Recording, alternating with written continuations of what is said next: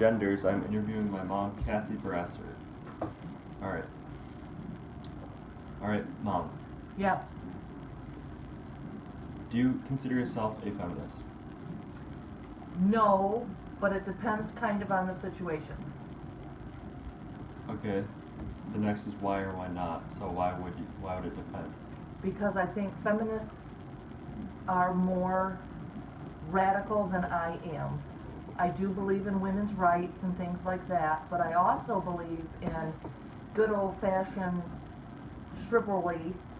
Chivalry? Yep, with a guy loving on the woman and making her feel important. So basically you're going by what the media thinks a feminist, not what the word is online. Probably, because I do not know exactly what the definition is of feminism. Okay. Who are your role models in general or as a woman? I guess I would say my mom was a role model to me. She passed away, but she lived a life that was very humble and giving. She was a very generous person, and I like to live that out through what I do. I also have role models in terms of preachers, not necessarily anybody in specific, but preachers in general and leaders of the church. Alright. Do you think your mother made you proud to be woman? Absolutely. Okay. She knew what her role was in her marriage. She loved on her husband unconditionally, and she wanted to serve him because that's what you do, not because she had to. And she did the same with our family. Okay. What were gender roles like when you were growing up? As in, like in the 50s or whatever, it was always the guy goes to work and then the woman's cleaning the house. What was that like in the 70s, 80s, 90s? In the 70s, 80s, and 90s, they were getting more away from that. More women were in the workplace. So when I was in elementary school and middle school, there was by far more stay-at-home moms than there were working moms, but there were working moms. Were there a lot of teachers that were women when you were growing up? Pretty much every teacher in elementary school was a woman, but more in middle school, I would say there was more men. Okay. Did you feel pressure to get married?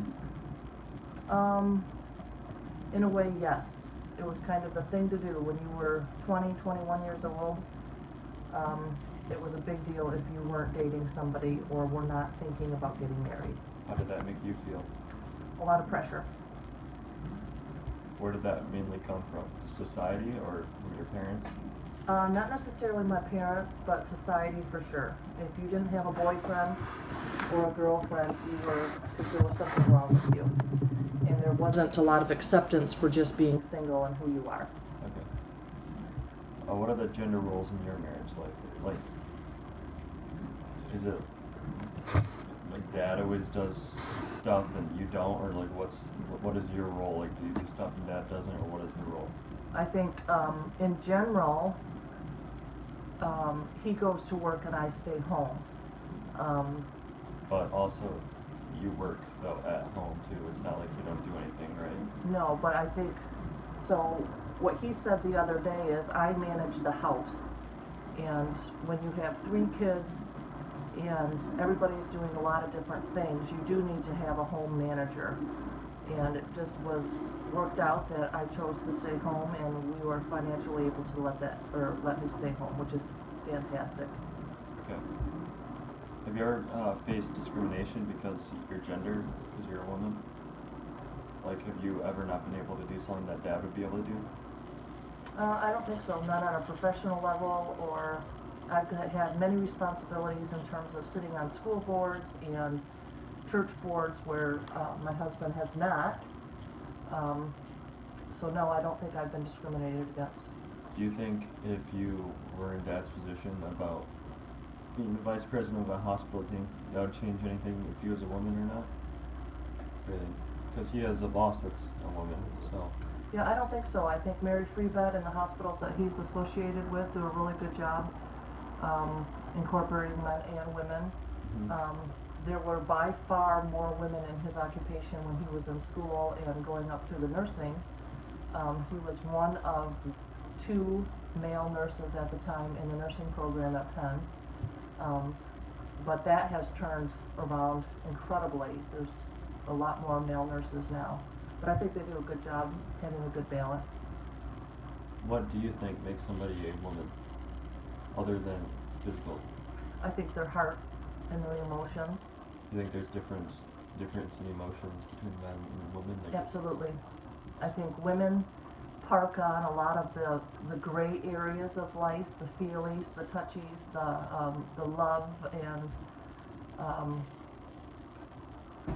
more emotional that way. Not saying that men don't, they just do it differently. It's still all there, it just looks different. So I might hug my kid to tell them I love him, whereas a man might pat a kid on the back, or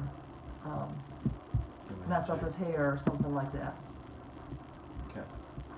What do you think God or the Bible has to say about gender roles? I think God created man and woman as 2 distinct beings there to help each other and to make each other better. When you go back to the Garden of Eden, man had his role and woman had their role. Neither one of them were better or worse or inferior or superior than the other. They're equals, but they're there to complement each other and to make each other better. So when Jesus was alive, some of his disciples, as in like Thomas, remember he had his own book and they never got in. He was basically believed that you have to be a man to go to heaven. Do you remember ever reading about that? I remember reading about that. It was a weird thing. Do you think it was fine back then for people to want to be a man instead of a woman because of Thomas's beliefs, or because you know what I mean, right? Like, yeah, I don't think Thomas was accurate with that, because Jesus hung around a lot of women in his life, and you think of Mary Magdalene, or the demon-possessed person, or Mary and Martha. He really thought a lot of those people. And to think that you would have to be only a man and would be given ticket to heaven is absurd. So, does that answer your question or not? yeah. All right. What jobs have you had? I used to babysit when I was younger, and I hated that, to tell you the truth. I was a PE teacher for preschool through 3rd grade. I was a health teacher for a little while for middle school. I coached a variety of different sports. Then I worked as an assistant at a construction company here locally for quite some time, and then I came home and just raised my kids. Do you think those jobs is gendered at all? Or do you think they're all, a man can do it, a woman can do it? I think the teaching ones absolutely could be man or woman. Assistant? Babysitting, absolutely man or woman. The assistant job is pretty much more of a woman thing, especially in a construction company. Because I do think that men probably know, in general, more about construction. However, there are a lot of women out there, especially more recently, that are going into project management. But I was an assistant that did not have a background in it. Okay. How has being a mother impacted you? Absolutely the best job of my whole entire life. It has made me loving, caring, gave me more responsibility. It has really humbled me that God would allow me to be entrusted to care for 3 kids. I smile every night thinking about the responsibility I have raising my kids. So you enjoy it? Love it. Did you always enjoy it? When the kids were smaller, I was very tired because they were very physically demanding. But then as the kiddos grew up, you're not physically tired, you're more emotionally tired, because you see how the world treats your kids and it just hurts your heart. What do you think about the #MeToo movement? I'm torn with that because I think it's very easy to get on the #MeToo movement bus when I think sometimes you just need a little thicker skin. I think if we are offended at every single thing somebody says or does, it takes away from living. Now on the other hand, there are a lot of people who have been abused, and I take that very seriously. So You don't want those to like interact with society. You don't want those people that want to just, you know. right. So I think the hashtag #MeToo movement has taken away from actually the people who have really truly been abused. Mm-hmm. You need to go get that. Okay, what do you think the media has to say about women? Is this correct, fair, or how has it influenced you?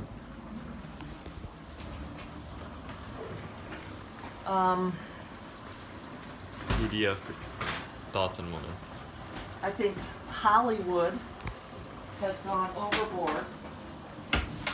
Hollywood and government has gone overboard in terms of equality.